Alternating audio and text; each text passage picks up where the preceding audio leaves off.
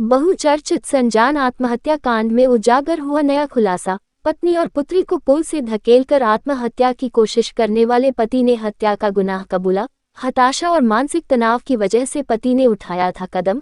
बीते बुधवार को संजान गांव के मुहाने पर स्थित वारोली खाड़ी के पुल पर से एक दंपति और उसकी पुत्री ने खाड़ी में छलांग लगाकर आत्महत्या कर ली थी। इस घटना में पुत्री और पत्नी की मौत हो गई थी, जबकि पति विजय पांडे को स्थानीय लोगों ने बचा लिया था। पांडे दंपत्ति बिहार के रहने वाले हैं और फिलहाल उमरगांव गांधीवाड़ी में रहते हैं। जांच पड़ताल के दौरान विजय पांडे ने बताया कि उसकी पत्नी और पुत्री ने खाड़ी में छलांग लगा दी थी तो मैं भी खाड़ी में कूद गया था।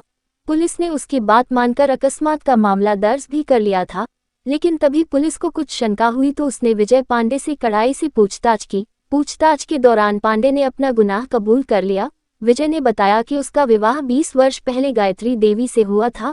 वो शुरू से ही मिर्गी की मरीज थी। उसकी 11 वर्षीय पुत्री भी मानसिक बीमार थी। इन दोनों की बीमारी से हताश होकर उसने ये कदम उठाया। घटना के दिन वो अपनी बाइक पर दोनों को बिठाकर वारोली ले गया। इसके बाद उसने दोनों को धक्का दे दिया और स्वयं खाड़ी में कूद गया। पुलिस ने हत्या का मामला दर्ज कर आगे की कार्यवाही शुरू कर दी है। એટલે પતિ પત્ની અને બાળકી એ નદીના પાણીમાં ડૂબ્યા છે ખાડીમાં, અને એમાંથી જે પતિ છે એ જે પાંડે છે વિજય પાંડે એ બચી ગયેલો છે। પ્રાથમિક તબક્કે એવું લાગતું હતું કે આ જે 3 વ્યક્તિઓ છે એ આત્મહત્યા કરવા માટે પડ્યા છે, અને એમાંથી જે વિજય પાંડે જે પતિ છે, ગાયત્રી દેવી એમના પત્ની છે, એ વિજય પાંડે એને ગામના લોકોએ ત્યારબાદ એને બચાવી લીધો હતો। જે બ્રિજની નજીકની જે પાળી છે એ પાળી ફક્ત 1.5 ફૂટની છે।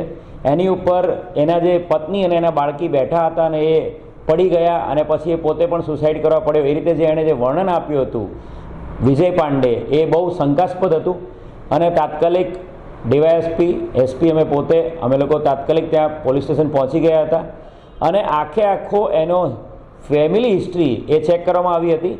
અને એ બાદ જે વિજય પાંડે છે એની આગવી પૂછપરછ કરતાં, એની પ્રોપર પૂછપરછ કરતાં એ પોતે પડી ભાંગ્યો હતો અને એણે પોતે આ ગુનો મર્ડરનો કર્યો છે એની કબૂલાત આપી હતી। એણે પોતે જ પોતાના પત્ની અને બાળકીને બ્રિજ ઉપર બેસાડીને એમને નીચે ફેંકી દીધેલા હતા, એ એણે અમને કન્ફેસ કર્યું હતું।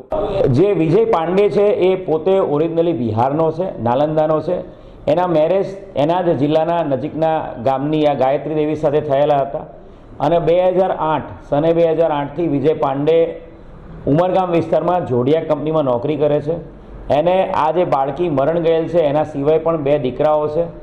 વિજય પાંડેની પત્ની છે એને લાંબા ગાળાથી ખેંચની બીમારી છે, અને વારંવાર એને ખેંચ આવવાથી અલગ અલગ હોસ્પિટલમાં એને દાખલ કરવામાં આવેલી છે।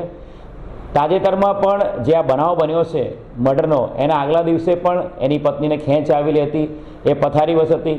એના પત્ની ઘરમાં કોઈપણ પ્રકારનું કામ નહોતા કરતા, એનાથી સતત વિજય કંટાળેલો હતો। જે દિવસે એણે આ બનાવને અંજામ આપ્યો ત્યારે પણ એના પત્ની સવારે કોઈપણ પ્રકારનો બ્રેકફાસ્ટ કે કંઈ પણ બનાવ્યું નહોતું, અને એને જે દીકરી છે આ દીકરીને પણ માનસિક થોડી બીમારી હતી। એની પણ પીડિયાટ્રિક ડૉક્ટર પાસે જે પણ ડૉક્ટર છે એની પણ વિગતો અમને મળી છે। એની દીકરીની પણ બીમારી સબબ સારવાર ચાલતી હતી। એટલે આ બધું જે થઈ રહ્યું હતું એની લાઈફમાં એનાથી એ કંટાળી ગયો હતો, અને કંટાળીને એણે પોતાની પત્ની અને પોતાની બાળકીને મારી નાખવાનો પ્લાન બનાવ્યો હતો, અને પ્લાન મુજબ જ એણે એ દિવસે 20મી તારીખે એની કંપનીમાંથી રજા લીધેલી હતી। સવારે એની પત્ની અને બાળકીને તૈયાર કરીને એ એક નાની સ્નેકની શોપ ઉપર એને નાસ્તો કરાવવા પણ લઈ ગયો, અને ફ્રૂટ જ્યુસ પીવડાવવા માટે લઈ ગયો, અને ત્યારબાદ એ જે બ્રિજ છે એ બ્રિજ પણ એને પોતે પ્લાન કર્યો હતો, આઈડેન્ટિફાઈ કર્યો હતો, કારણ કે બ્રિજની બાજુમાં એક મંદિર પર રેગ્યુલરલી એ લોકો દર્શન કરવા જાય છે।